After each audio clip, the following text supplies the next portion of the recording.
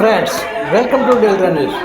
వైకుంఠ ఏకాదశి పర్వదినాన్ని పురస్కరించుకుని మండలంలోని వైష్ణవ దేవాలయాలు భక్తులతో కిటకిటలాడాయి. మండల కేంద్రం కొల్లిపరలోని శ్రీదేవి భూదేవి సమేత జనార్దన స్వామివారి ఆలయంలో భక్తులు పోటెత్తారు. ఉత్తర ద్వారం ద్వారా స్వామివారిని దర్శించుకునేందుకు తెల్లవారుజాము నుండే భక్తులు క్యూ లైన్లో నిలబడ్డారు. ఆలయ ప్రధాన అర్చకులు పరాశరం జగన్నాథాచార్యులు ఆధ్వర్యంలో భక్తులకు ఏర్పాట్లను చేశారు. సూర్యుడు ఉత్తరాయణానికి మారే ముందు వచ్చే ధనుర్మాస శుద్ధ ఏకాదశినే వైకుంఠ ఏకాదశి లేదా ముక్కోటి ఏకాదశిగా పిలుస్తారనే విషయం భక్తులకు తెలిసిందే. ఈరోజు వైకుంఠ వాకిళ్ళు తెరిచి ఉంటాయని తెలుసుకున్న భక్తులు స్వామివారిని దర్శించుకునేందుకు భారీగా తరలివచ్చారు.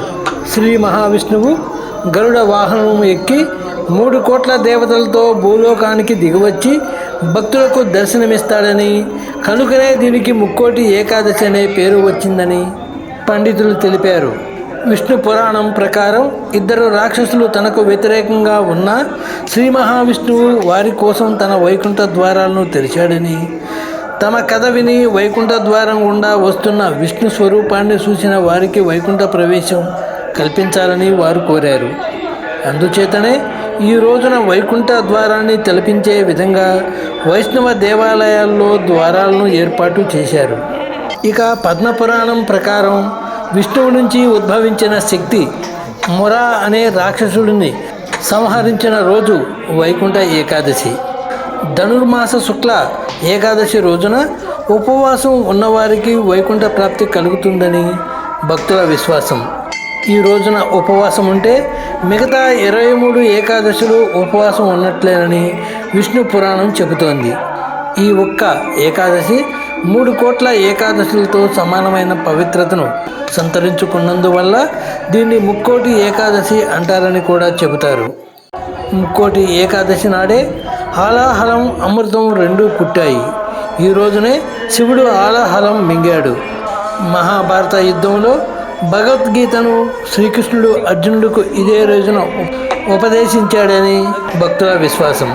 ముక్కోటి ఏకాదశి రోజున ఎవరైతే ఉపవాసం చేస్తారో వారికి విష్ణువు అనుగ్రహంతో పాటు సకల విజయాలు కలుగుతాయని భక్తుల విశ్వాసం.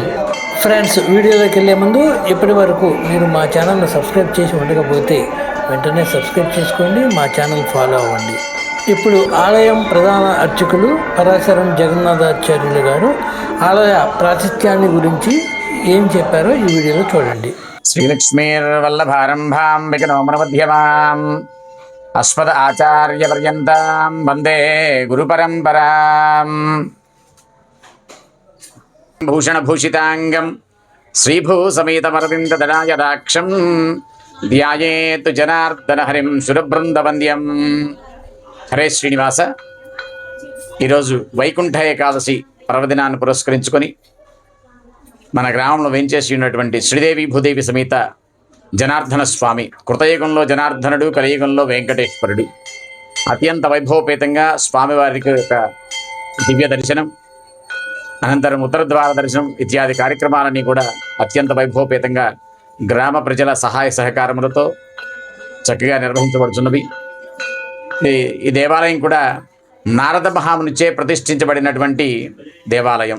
అష్టాదశ జనార్దనుడు, 18 మంది జనార్దన స్వాములను నారద మహాముని ప్రతిష్ఠ చేయగా, అలా చేసిన దేవాలయాల్లో మన ఈ కొల్లిపర జనార్దన స్వామి వారు ఒకరు.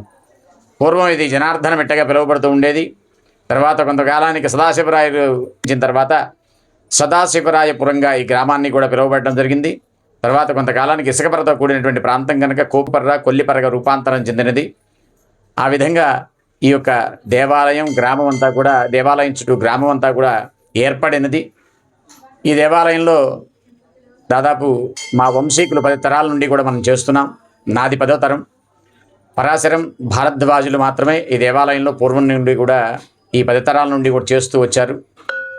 అంతేకాకుండా స్వామివారికి విశేషముగా అత్యంత వైభవపేతంగా ఫాల్గుణ శుద్ధ షష్ఠి నుండి త్రయోదశి వరకు కూడా అత్యంత వైభవపేతంగా బ్రహ్మోత్సవ కార్యక్రమాలు నిర్వహించబడతాయి.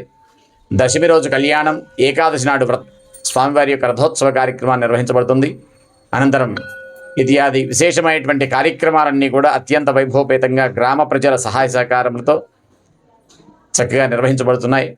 అదేవిధంగా ఇక్కడ స్వామిని కనుక దర్శించినట్లయితే సంతానం లేనటువంటి వారు సంకల్పం చేసుకొని వెళ్ళినట్లయితే కనుక సంతానం కలుగుతుంది. అదేవిధంగా వివాహం కానటువంటి వారు ఎవరైనా ఉంటే ఈ స్వామిని దర్శించి సంకల్పం చేసుకున్న తర్వాత వారికి వివాహమై దంపత సమేతంగా ఇక్కడికి వచ్చి దేవాలయానికి వచ్చి స్వామివారి యొక్క శాంతి కళ్యాణాన్ని నిర్వహించడం కూడా జరుగుతుంది. ఇక్కడికి చాలా దూర ప్రాంతాల నుండి ఈ స్వామివారిని దర్శించడానికి స్వామివారి మొక్కుబడులు ఇత్యాది కళ్యాణ మహోత్సవాలు అత్యంత వైభవపేతంగా జరుగుతూ ఉంటాయి. అదేవిధంగా ఈరోజు వైకుంఠ ఏకాదశి ముక్కోటి పర్వదినాన్ని పురస్కరించుకొని స్వామిని అత్యంత వైభవపేతంగా అలంకరించబడి ఉన్నారు. హరే శ్రీనివాస.